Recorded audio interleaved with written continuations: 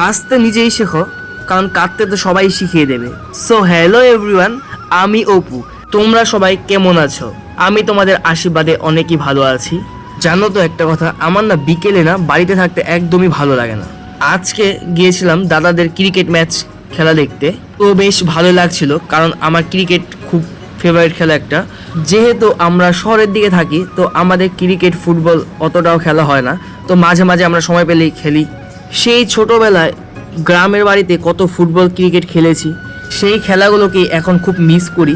কারণ হলো একটাই, বয়সের সাথে সাথে আর সময়ের সাথে সাথে বন্ধু কমে যাচ্ছে। মাঝে মাঝে ভাবি ছোটোবেলার বন্ধুত্বগুলোই একদম ঠিক ছিল। তো বাই দা ওয়ে, আজকে আকাশটা না খুব দারুণ ছিল। তো এভাবে খেলা দেখতে দেখতে একটা আইসক্রিম খেয়ে তো বাড়িতে একদম চলে আসি। আর কি জানো তো, আজকে না ওয়েদারটা খুব মেঘলা মেঘলা ছিল।